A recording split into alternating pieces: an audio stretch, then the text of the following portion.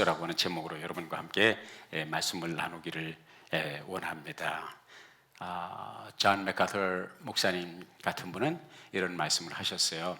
로마서 13장은 참으로 엄중하고 참으로 강력한 말씀이 기록되어 있는 장이다, 그렇게 말씀하고 있습니다.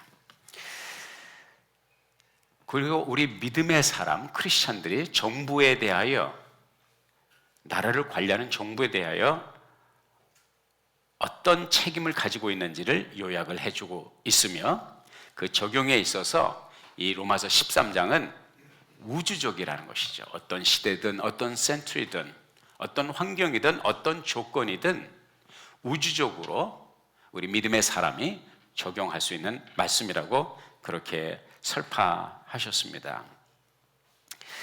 우리는 미국 사람이든 한국 사람이든 시민권을 가지고 살아갑니다. 우리는 다 한국에서 태어나서, 대부분이 다 그렇죠. 한국에서 태어나서 한국 시민권을 가졌고, 또 미국에 귀화하신 분은 이제 미국 시민권을 가지고 있습니다. 한국 시민으로서 한국 사람의 권리와 특권이 있지만 또한 의무와 책임이 있다는 사실을 우리가 잘 알고요. 그래서 제 기억으로는 1972년도인가요? 그 국민의례 가운데 국기에 대한 맹세라고 하는 것이 있었습니다. 그래서 국기가 개양되면 이제 조회를 할 때나 이렇게 보면 이제 3.1절 기념식이라든지 8.15 광복절 같은 데 보면 이거 다 하신 기억이 나시죠? 한번 해보실까요? 기억이 나겠습니까? 한번 해보세요. 시작. 나는 자랑스러운 태국이 앞에 자유롭고 정의로운 대한민국의 무궁한 영광을 위하여 충성을 다할 것을 굳게 다짐합니다.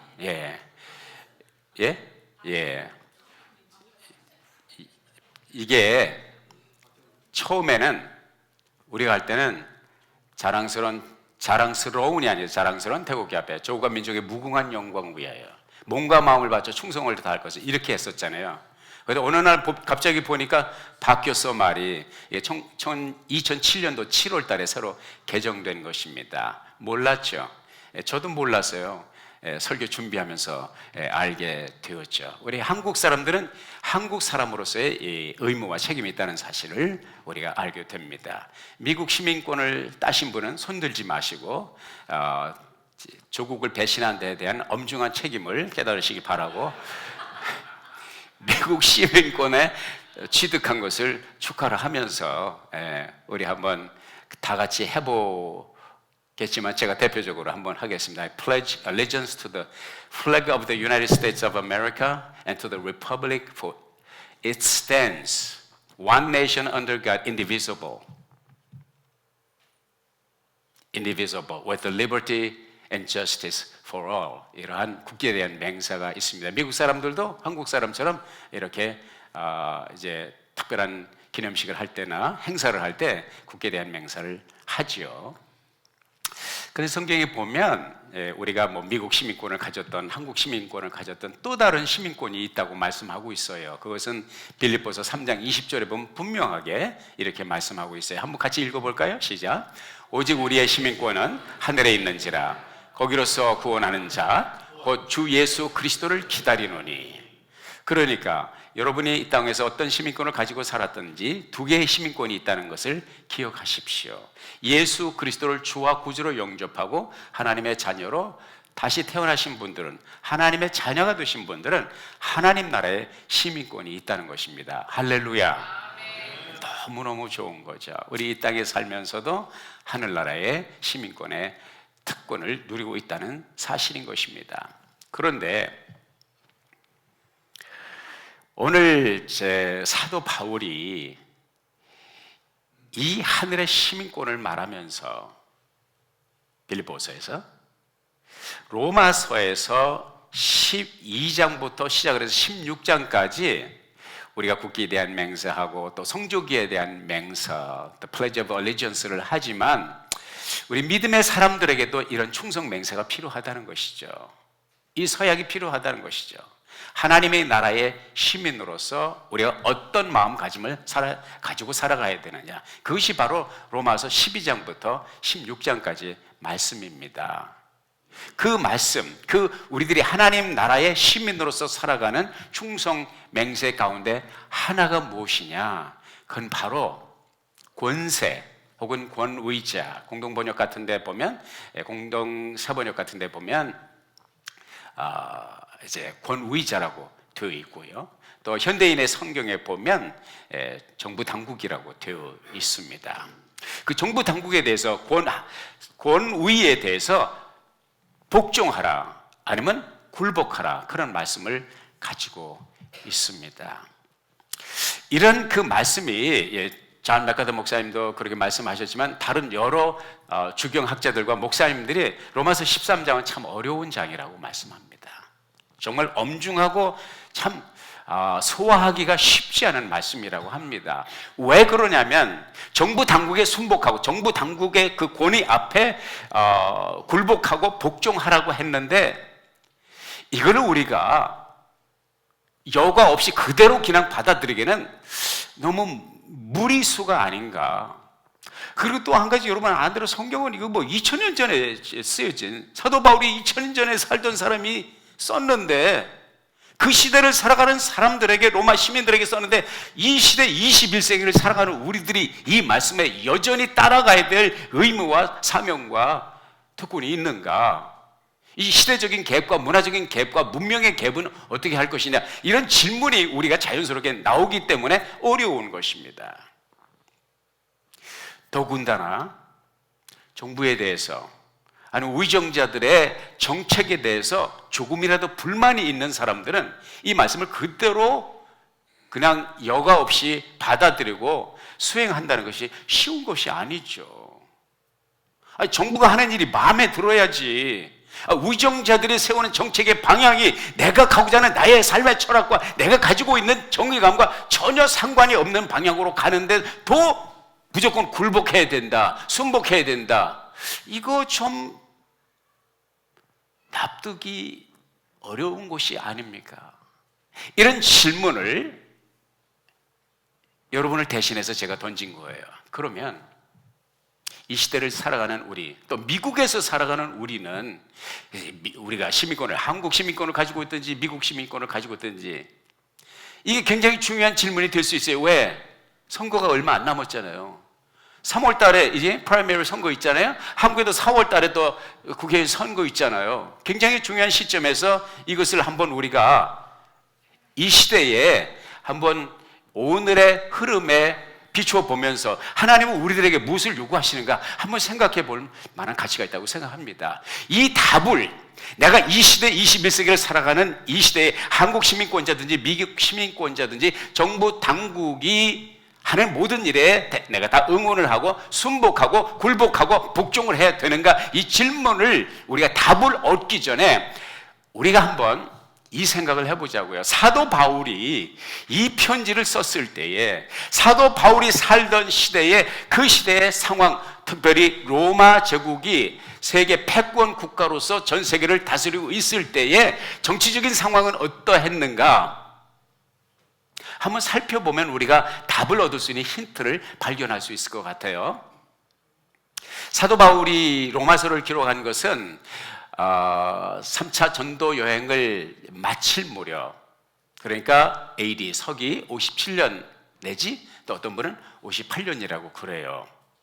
로마가 지배하고 있었던, 그리고 유대인, 그러니까 팔레스타인도 로마의 지배권 아래 있었습니다. 그 로마를 지배했던 통치자 우의정자는 누구였습니까? 그 당시 가이사, 시저가 통치를 하고 있었죠. 그런데 이 당시 로마 시대의 사회적인 분위기가 어땠냐면 노예 제도가 팽배했어요. 사방에 노예가 쫙, 속된 표현에서 죄송합니다, 깔려 있었어요. 전해지는 말에 의하면 로마 시민권자 한 사람이 평균 3명의 노예를 거느리고 있었다는 것이죠. 그리고 로마의 인구의 지역에 따라 2분의 1 혹은 3분의 1은 전부 노예였다는 것이죠. 인간이 인간으로서 자유와 평등을 누리고 살아야 될 인간이 인간을 짐승처럼 다루고 지배해야 되는 그런 노예 제도 자체는 우리가 받아들일 수 있는 것입니까? 우리가 따라갈 수 있는 것이냐고요? 없는 것입니다. 아니 2000년 전이나 지금이나 그건 분명히 문제가 있는 것입니다. 그럼에도 불구하고 그 당대 로마가 지배하던 그 로마 시대에 이러한 모순이 보통 놀목을 하는 것처럼 팽배해 있었다고 하는 사실인 것입니다. 모순이죠. 정부가 하는 이 일은 우리의 잣대로 보면 분명히 잘못된 것이죠. 그럼에도 불구하고 사도 바울은 정부 당국에 복종하라고 말을 합니다. 이것이 우리들에게 시사하는 바는 무엇입니까? 또 하나 말씀을 드릴까요? 그 당시 세금 제도입니다. 이제 조금 시대를 약간 몇십 년 거슬러 올라가서 예수님이 탄생하실 때 우리가 아는 대로 마리아와 요셉이 함께 아직 동침을 하지 않았지만 정혼한 관계였었죠. 그리고 그때 어떤 명령이 내려옵니까? 가이사 아구스토, 다시 말해서 시저 어거스터스가 로마 황제로서 로마 제국이 지배하는 모든 나라에 한 명령을 내립니다. 그것은 무슨 명령이냐면 호정령을 내리죠. 무슨 호정령이냐? 다 원적지로 돌아가서 고향으로 돌아가서 호적 등본, 호적 초본 제대로 레지스트레이션을 다시 하라는 거예요. 요즘 말로 하면 센서스를 고향에 직접 들어가서 하라는 것입니다. 그러니까 자기 원적지인 다윗의 후손이기 때문에 베들레헴으로 가게 되는 것이. 예수님이 왜 거기서 태어났냐? 그렇기 때문에 태어난 거예요. 물론 구약 성경의 미가서 같은데 예언의 말씀에 응하기 위해서 그렇게 했지만 정치적 상황을 보면 가이사 아구스토가 호정령을 내렸기 때문에 마리아가 그 만석이 된 몸으로 거기까지 도보 여행을 하면서 고된 여정을 갖게 되고, 너무 사람들이 많으니까 사관에 잘 곳이 없으니까 정말 마구간에서, 우리 식으로 하면 외양간에서 예수님을 이제 출산을 하는 이런 시대에 희한한 일이 벌어지게 된 것이죠. 무슨 말이냐? 시서 황제가 말하면 그 자체가 법이었다는 것이죠. 전권, 독재권, 전제군주로서 세계를 다스리던 우리 민주체계에, 민주시대에 살아가는 우리들이 납득하고 수용하기는 너무나 힘든 1인 독재체제 가운데 살았고, 제가 이 말씀을 이제 마리아 얘기를 꺼낸 것은 왜 그러면은 호정령을 내려느냐? 세금 때문에 그런 거예요. 세금 더 걷어들이려고. 세금을 악착같이 걷어들이기 위해서 아구스토가 이런 명령을 내린 것입니다. 왜? 정확하게 센서스가 이루어져야 정확하게 세금을 걷어들일 수가 있으니까. 예수님 계실 당시에 한 사람이 예수님을 만난 다음에 회심을 합니다. 이 사람의 본래 직업이 뭐예요? 세리장이었습니다. 세무국장. 돈을 어마어마하게 벌었어요. 돈을 벌 수밖에 없었던 것은 그 당시 로마 시대에 세금 제도는 세무사를, 그러니까 세금을 거두는 IRS 직원을 뽑을 때 어떻게 뽑았냐면은 옥션, 경매로 뽑았습니다. 무슨 말이냐면 여러 사람이 세금을 걷는 내가 IRS 직원으로 일하기를 원한다 할 때에, 그것이 자국이든 외국이든 어떤 잣대를 뽑았냐면 누가 가장 많은 세금을 거두겠다고 컨트랙을 맺느냐. 이게 그래서 이제 컨트랙터 비슷하고요, 프리랜서 비슷한 거예요.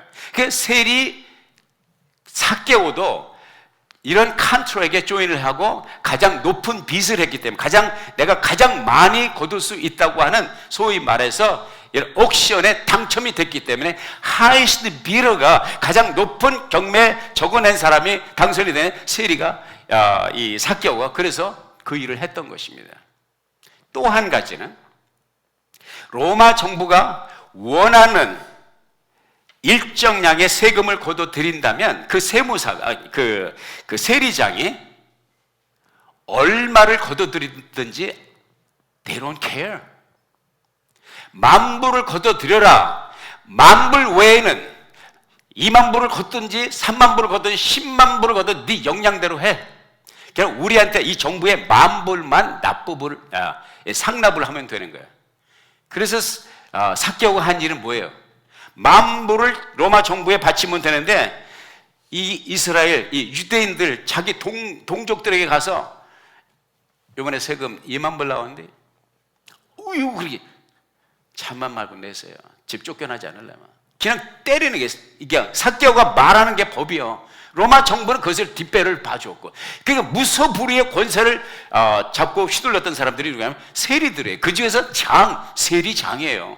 그 삭개오가 예수님을 만난 후에 회개하면서 무슨 약속을 하냐면, 내가 남의 것을 너무 은혜를 받아보니까 내가 남의 것을 토색한 일이 있어서 남의 것을 후린 것이 있으면 4배나 갚겠나이다. 4배를 갚겠대요. 남의 것을 사기친 것이 있다면. 이게 무슨 말이에요? 4배를 갚을 수 있는 능력이 있단 말이에요. 그럼 무슨 말입니까? 삭개오가 그만큼 돈을 많이 모았다는 것이죠. 이 이야기를 하는 이유는 무엇입니까? 로마서를 기록한 사도 바울이 살던 시대, 바로 그 시대라는 것이죠. 그럼에도 불구하고 이것을 모르지 않는 사도 바울이 여러분들이 세금을 얼마를 두드려 맞든지 억울하든지 분통 터지든지 여러분은 정부 당국에 협조해야 되고 정부 당국의 권세에 굴복해야 되고 복종해야 된다고 하는 것입니다.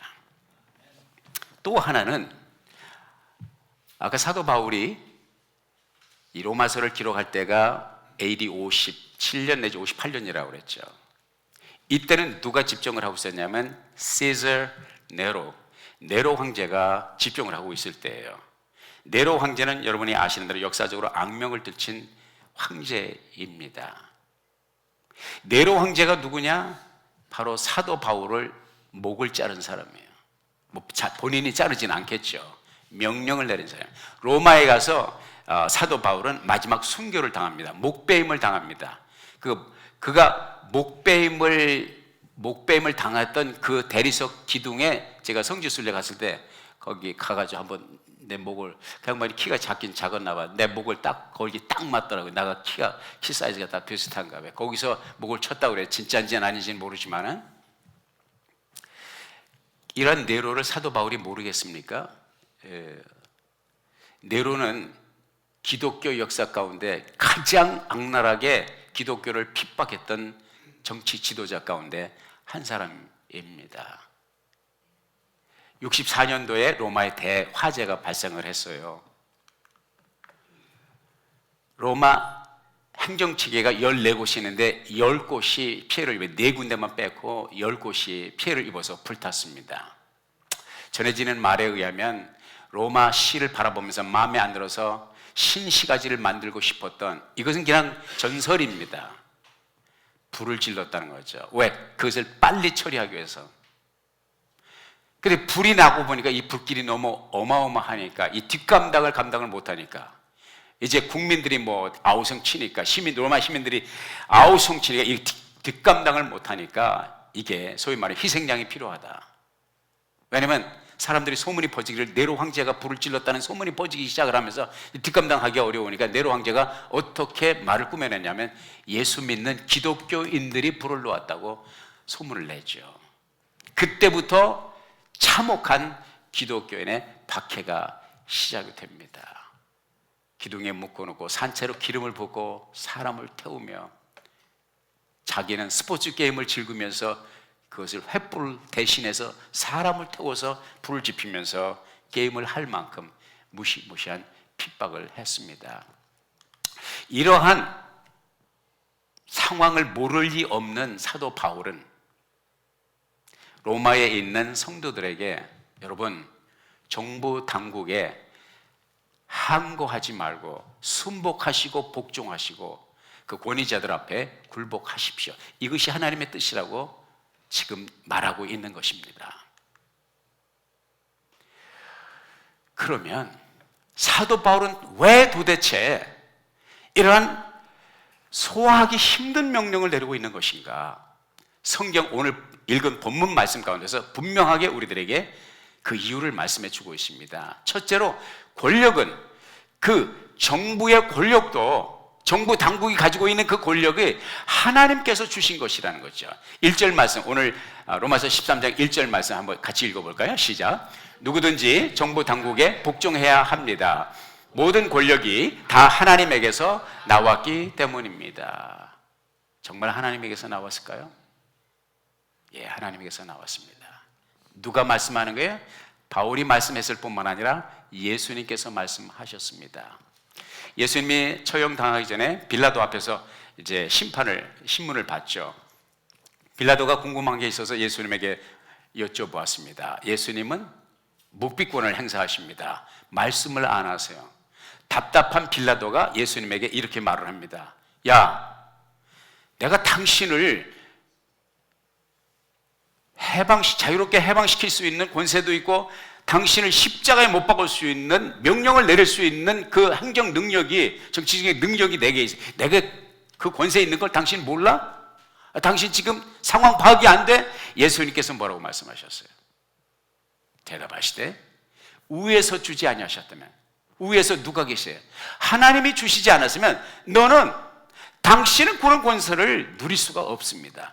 다시 말해서 예수님은 부조리의 대명사인, 가장 역사상 수천 년 역사 가운데 유사 이래로 가장 잘못된 심판하고 잘못된 언도, 잘못된 처형을 했던 빌라도 앞에서도 우리 주님은 침묵하면서 어린 양과 같이 말없이 그 재판과 그 심판을 받으면서 뭐라고 말씀하시냐면, 네가 나를 판단하고 심판하지만 이것은 너에게서 난 것이 아니라 우리 하늘 아버지께서 너에게 주신 것이다. 아멘. 예수님께서도 그렇게 말씀하셨다는 것이죠. 이제 우리가 정부 당국에 왜 순복해야 되는지, 왜 굴복해야 되는지, 복종해야 되는지 조금씩 감이 잡히죠. 두 번째는 사도 바울이 왜 우리가 정부 당국에 복종해야 되느냐, 그 권력자를, 그 위정자를 하나님께서 일꾼으로 세우셨다고 말씀하시죠. 4절 같이 읽어볼까요? 시작. 그는 여러분의 유익을 위해 일하는 하나님의 일꾼입니다. 이것도 현대인의 성경입니다. 우리 개혁 성경에 보면 하나님의 사자라고 그랬어요. 이 일꾼 사자는 헬라어 성경에 보니까 디아코노스로 되어 있습니다. 디아코노스라고 하는 단어가 무슨 단어인 줄 아십니까? 집사라고 하는 단어로 번역되는 것입니다. 집사 혹은 청지기. 집사라는 직분이 하나님의 일꾼으로 하나님께서 뽑으신 것처럼 정부 당국자들을 하나님께서 그러한 디아코노스, 하나님의 직분자로, 하나님의 명을, 하나님의 뜻을 행하는 직분자로, 일꾼으로 뽑으셨다는 것입니다. 그러면 이 일꾼들은, 우리가 이제 집사님들이 교회에서 어떻게 섬기는지 여러분들 잘 알고 계시지만, 그러면 정부 당국자들은 하나님께서 무슨 일을 맡기셨냐는 것이죠. 예, 요거 전에 세 가지 일을 맡겼어요. 첫째는 질서를 유지합니다. 국가 질서, 사회 질서를 정부 당국, 아무리 네로와 같은, 정말 히틀러와 같은 그런 악독한 위정자라 할지라도 그 권위가 없으면 나라 질서가 잡히질 않는 것이죠. 두 번째는 무엇 때문에 하나님께서 그들에게 그런 권력을 주셨느냐? 국민들을, 백성들을, 나라를 보호하기 위해서, protect, defense 하기 위해서 하나님께서 허락하셨다는 것이죠. 그 왕권을 가지고 있고, 아니면 대통령이든지 어떤 행정수반, 어떤 그 지도자의 위치를 세워놨을 때는 그 지도력 안에 있는 백성들, 커뮤니티, 나라를 보호하시고 지키기 위해서. 이것은 어떤 질서냐? 하나님이 세우신 질서라는 것이죠. 그리고 마지막으로 그들에게 권력과 힘을 준 것은, 오늘 본문 성경에 보니 그들의 손에 칼이 있는 것은 이유가 무엇이냐? 악을 행하는 자들을 심판하기 위해서다. 악을 행하는 자는 벌을 주기 위해서다. 이게 기본 질서고, 기본 하나님께서 이 일꾼들, 디아코노스, 하나님의 사자들, 일꾼들, 정부 당국자들이 해야 할 일로 어사이먼트를 저들에게 주셨다고 하는 사실을 우리들에게 말씀하고 있습니다. 아무리 여러분이 미국 대통령이 마음에 안 들고, 주지사가 마음에 안 들고, 상원의원, 하원의원 마음에 안 들고, 예? 여러분 슈퍼바이저 마음에 안 들고, 경찰국장이 마음에 안 들어도요, 여러분 뒤에서 반짝반짝 오색 영롱하게 빛나는 불빛이 켜지면 차를 오른쪽으로 풀오버 해야 됩니다. 마음에 안 든다고 그 명령에 불복종하면 어떻게 되는 것입니까? 티켓 플러스 잘못하면 영창 감옥에 갈 수 있습니다. 이건 왜 하나님께서 그런 권한을 주셨습니까? 질서를 위해서. 아무리 급해도 빨간 불에는 우리가 정지하고 서야 됩니다. 아무리 답답하고 아무리 급해도, 왜냐? 교통사고를 막기 위해서 이것이 필요합니다. 하나님께서 이런 질서를 위해서 이런 일들을 바로 이 정부 당국자들에게 주셨다는 것입니다. 그리고 우리 믿는 사람들은 정부 당국, 또 캘리포니아 주지사가 추진하는 일들, 또 국회, 또 세넷, 또 시에서 추진하는 일들에 협력을 해야 될 그런 사명이 있다는 것입니다. 여러분 계속 질문이 속에서 일어나고 있는 거 압니다. 잠시 후에 말씀을 드리겠습니다. 뿐만 아니라 성경은 여기다 플러스 복종할 뿐만 아니라 한 가지 더 큰 사명을 우리들에게 맡겨주십니다. 디모데전서 2장 1절과 2절입니다. 같이 읽어볼까요? 시작. 그러므로 내가 첫째로 권하노니 모든 사람을 위하여 간구와 기도와 도고와 감사를 하되 임금들과 높은 지위에 있는 모든 사람을 위하여 하라. 이는 우리가 모든 경건과 단정한 주에 고요하고 평안한 생활을 하려 함이니라. 트럼프 대통령을 여러분이 뽑았든지 안 뽑았든지, 문재인 대통령을 여러분이 뽑았든지 안 뽑았든지 doesn't matter. 우의정자들을 위해서 기도하라는 것입니다. 할렐루야. 나는 참 한 가지 요즘 어려운 것 가운데 하나가, 뜻 있는 지사들이 모여서 나라를 구해보겠다고 참 이제 유튜버들도 많이 생기시고, 또 목사님들도 많이 거기에 이제 동조를 하시고 나라를 걱정하고 염려하고, 좋은 일이죠. 그런데 계속 내 마음에 허트가 되는 것이 뭐냐면, 그 우의정자들을 위해서 하나님께서는 기도하라고 하시는데 그 우의정자들을 너무 귀에 담을 수 없는, 그 정책을 비판하는 것은 좋은데 왜 인신공격에다가 그렇게 저주에 가까운 욕을 하는지, 그건 우리 예수 믿는 사람이 해야 될 일이 아닙니다. 하나님이 우리들에게 주신 명령은 무엇인가? 우리는 남북 통일을 원합니다. 그러나 하나님께서 우리들에게 주신 사명 가운데 또 하나는 김정은을 위해서도 기도해야 된다는 거예요. 할렐루야. 그 영혼을 불쌍히 여기라는 거예요. 할렐루야. 우리는 어떻게 보면 이중잣대인데 이중잣대가 아닙니다. 좌로나 우로나 치우치지 않기 위해서 나라의 국운을 염려하고 미국의 발전과 안녕을, 우리가 살고 있는 나라, 그리고 조국 두고온 조국의 안녕과 발전과 무궁한 영광을 위하여 끊임없이 기도하고 할 수 있는 최선을 다하지만, 하나님께서 아무리 모순되고 아무리 내 생각과 다르고 아무리 내 철학과 다른, 도저히 동조할 수 없는 상황 속에서라도 하나님이 세운 권위자를 위해서 기도하라는 것입니다. 사도 바울이 한 얘기는 자기를 처형할 네로 황제를 위해서 기도하라는 거 아닙니까? 자기를 처형한 네로 황제와 그 로마법, 그 로마 우의정자들에게 순복하라고 지금 말씀하고 있는 거 아니에요? 그러면 이제 힌트가, 그러면 이제 감이 잡히죠. 우리가 오늘 이 시대를 살아가면서 미국 정부와 조국, 우리 대한민국 정부와 어떤 개념으로 우리가 접근해야 되고 생각해야 되는지를 알게 됩니다. 왜 그러냐면 이들을 위해서 또 기도하라는 거예요. 왜? 우리가 모든 경건과 단정한 중에 고요하고 평안한 생활을 하려 하면 질서를 위해서, 평강을 위해서, 그들을 위해서 기도하라고 말씀하는 것이죠. 마지막 질문 여러분에게 던집니다. 아니, 내 스스로에게도 던져봅니다. 만일 이 시대를 통치하는 통치자가 내리는 명령이 도저히 나의 신앙과 양심상, 신앙 양심상 수행할 수 없고 동의할 수 없는 명령이라면 어떻게 해야 되는가? 이게 오늘 마지막 퀘션입니다. 마지막 주제입니다. 정부 당국에 순복하라며요. 우의정자가 하는 대로 따라가라며, 협조하라며요. 그럼 그 우의정자가 내리는 명령이 내 신앙 양심상 도저히 동조할 수 없는 것이라면 어떻게 합니까? 답을 드리겠습니다.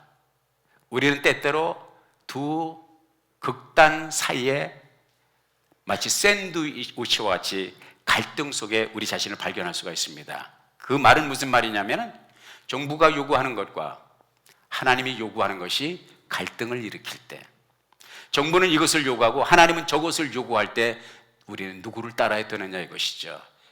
여러분, 답이 서셨습니까? 답을 내리기 전에 답을 얻을 수 있는 힌트를 두세 가지 드리겠습니다. 이것은 바로의 얘기입니다.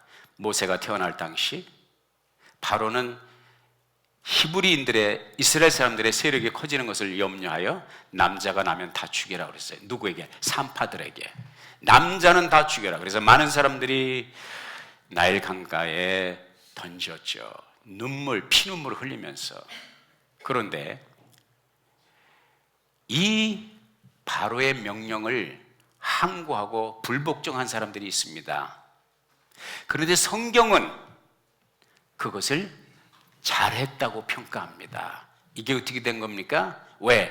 그 산파들이 바로의 명령을 어기고 히브리 남자아이가 태어나는데도 죽이지 않고 살린 이유는 뭐냐면 바로보다 하나님을 더 두려워했기 때문이라고 말씀하고 있습니다. 이해가 가십니까? 여러분, 트럼프 대통령이 아무리 무서워도, 문재인 대통령의 권력이 아무리 무서워도 그분들보다 더 무서워할 분이 있으니 하늘에 계신 만왕의 왕이시여 만주의 주신 우리 하나님이신 줄로 믿습니다.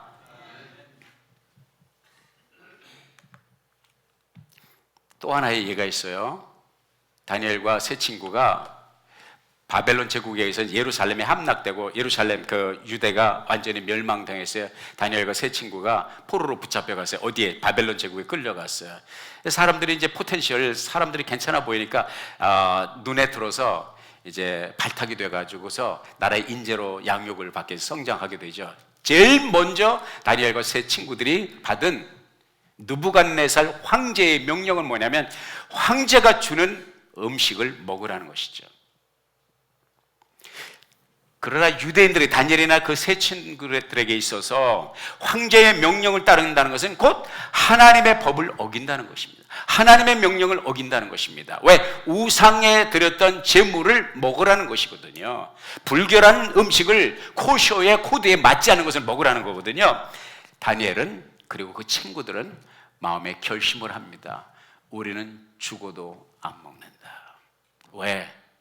느부갓네살의 권력이 무섭지만 느부갓네살 위에 있는 하나님을 더 두려워했기 때문입니다.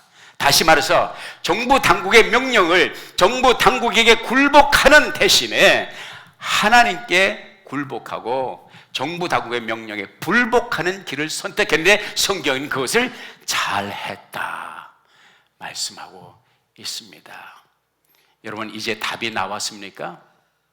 이 시대가, 이 정부가, 이 캘리포니아 정부가, 이 시가 어떤 권력자가 여러분에게 무엇인가를 요구할 때 그것이 하나님의 뜻에 합하지 않은 것이라면, 하나님의 명령과 위반되는 것이라면 어떤 길을 택해야 될까요?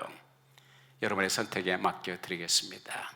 마지막으로 신약시대에 요한과 베드로 같은 사도들이 복음을 전하다 붙잡혔어요. 산헤드린 공회가 열렸습니다. 이것은 당국이에요. 유대 당시에 로마의 지배를 받고 있으면 유대인으로서 가장 큰 권력기관은 산헤드린 공회입니다. 산헤드린 공회가 열리면서 어떤 판단이 내려냐면 요한과 베드로에게 이런 명령을 내립니다. 다시는 예수의 이름으로 공적인 설교를 하지 말고 공적인 전도를 하지 말아라. 하려면 네 안방에서 하라. 이거 이제 제 애들립인데요. 그때에 사도 요한과 베드로가 성경 말씀을 따라서 정부 당국에 우리가 순복해야겠네. 그럼 다시는 복음을 전하지 말아야 되겠네. 이렇게 하고 갔습니까? 아니에요. 같이 읽어봅시다. 로마 사도행전 4장 18절 19절 한번 읽어볼까요? 시작. 그들을 불러 경계하여 도무지 예수의 이름으로 말하지도 말고 가르치지도 말라 하니 베드로와 요한이 대답하여 가로되 하나님 앞에서 너희 말 듣는 것이 하나님 말씀 듣는 것보다 옳은가 판단하라. 답이 나왔죠? 예수님을 얽어서 궁지에 몰기 위한 사람들이 예수님에게 어려운 질문을 던집니다. 예수님, 선생님, 우리가 시저 황제에게 세금을 바치는 것이 옳습니까? 틀립니까?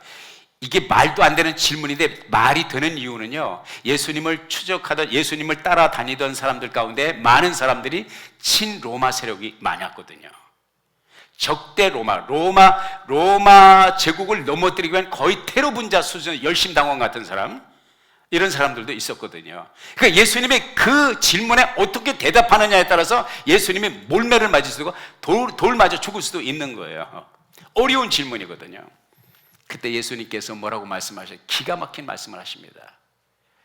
여러분 가운데, 너희들 가운데 동전이 있느냐? 동전이 있는 사람 동전을 가져와라. 미국식으로 말하면 지폐를 가져오라 이게. 지폐에 보면 In God we trust 그런 말이 있죠. 로마 동전에, 로마 사람들이 사용하는 동전, 그 당시 유대인들이 사용하는 동전을 보니까 이 동전을 갖다 드리니까 예수님이 하시는 말씀이, 이 동전에 누구의 얼굴, 누구의 상이 새겨져 있느냐? 예, 가이사 시저의 얼굴이 새겨져 있습니다. 예수님께서 뭐라고 대답하십니까? 그렇다면 이거는 가이사에게 속한 것이네. 그러면서 주님이 하시는 말씀이, 가이사의 것은 가이사에게, 그리고 하나님에게 속한 것은 하나님께, 이런 정답을 내리십니다. 말씀을 정리합니다. 우리는 한국 시민권자든지 미국 시민권자든지 이 땅의 시민권을 가지고 살아갑니다. 우린 그리스도인으로서, 예수 믿는 사람으로서 바른 시민 권리와 의무와 책임을 감당해야 됩니다. 아멘입니까? 사도 바울이 이 로마서를 쓸 때 기독교인들을 바라보는 로마 사람들의 시각이 색안경을 쓰고 보았습니다. 예수 믿는 사람을 싫어했어요. 왜? 지들끼리 따로 모이지. 로마 정부가 요구하는 로마 황제를 섬기지 않지, 지들이 뭐 예수라고 하나님이라고 따로 집단을 형성하니까 아주 싫어했어요. 사도 바울은 복음이 전파되는 것을 방해하는 것을 막기 위해서 사람들이 우리를 색안경을 쓰고 봅니다. 우리는 모범 시민이요, 우리는 최선을 다해서 로마 시민으로서 살아간다는 것을 저들에게 보여줘야 됩니다. 지금 이 이야기를 하고 있는 것입니다. 동시에 우리 주님의 음성을 들었죠. 우리는 베드로전서 2장 9절에 말씀하고 있는 것처럼 오직 너희는 택하신 족속이요 왕같은 제사장이요 거룩한 나라요 그의 소유된 백성이니. 우리의 신분증 가운데 하나 추가되는 것은 이 땅이 아닌 하나님께 속한, 영적인 세계에 속한 또 하나의 시민권이 있다는 거예요. 그리고 예수님께서 시저에게만 충성할 뿐만 아니라 그보다 더 하나님께 충성해야 된다고 말씀하고 있습니다.